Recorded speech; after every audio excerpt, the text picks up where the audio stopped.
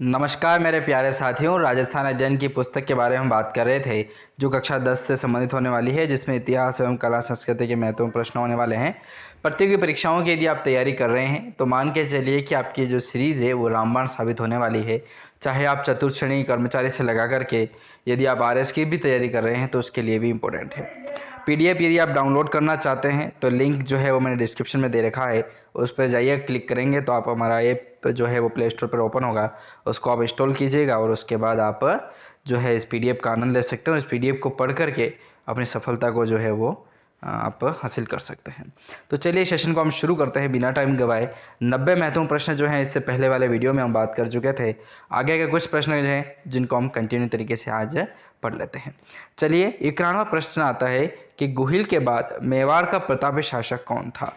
गुहिल वंश के बाद जो है वो गुहिल के बाद, हाँ वंश नहीं, गुहिल के जो बाद मेवाड़ का जो प्रतापी शासक था दोस्तों, वो अपने बप्पा रावल जी थे। ठीक है, वो क्वेश्चन जो है वो वर्णन होने वाले हैं ताकि समय की जो बर्बादी है वो नहीं होगी आपके लिए। ठीक है, चलिए अगला प्रश्न आता है कि बप्पा रावल ने किसे हरा करके चित्तौड़ पर अधिकार किया था। तो मानमोरी को जो है उन्होंने हराया था और बप्पा रावल ने अपना अधिकार जो है वो स्थापित किया था चित्तौड़ पर।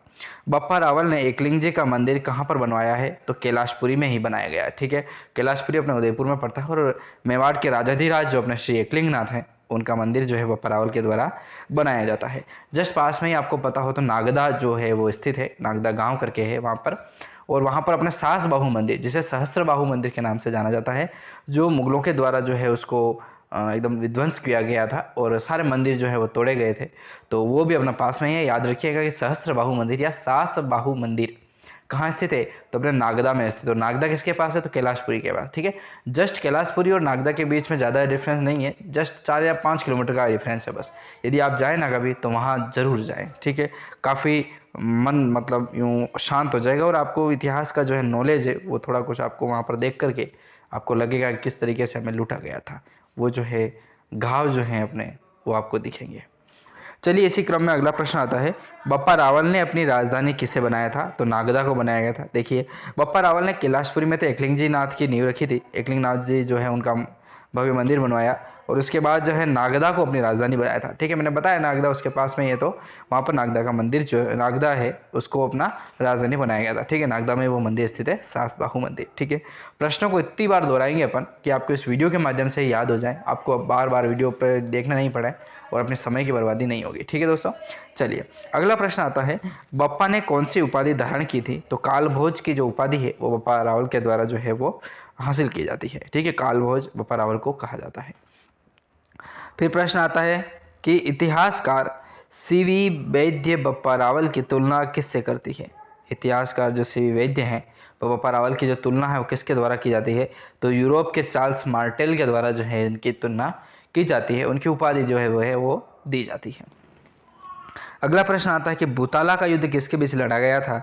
भूताला का युद्ध जो है वो जतर सिंह व इल्तुतमिश के मध्य लड़ा जाता है 1227 में। ठीक है, थोड़ा सा मोटा तरीके से इसको याद रखिएगा, जतर सिंह व इल्तुतमिश के बीच 1227 में जो है वो भूताला का युद्ध होता है और काफ़ी इंपॉर्टेंट भी हो जाता है प्रतियोगी परीक्षाओं के मद्देनज़र रखते हुए।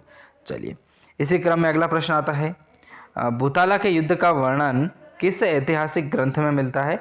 तो हमीर मधमर्दन जो है जयसिंह सूरी के द्वारा जो लिखा गया हमीर मधमर्दन जो है उसमें भूताला के युद्ध का जो वर्णन है वो ऐतिहासिक तरीके से अपने को देखने को मिलता है।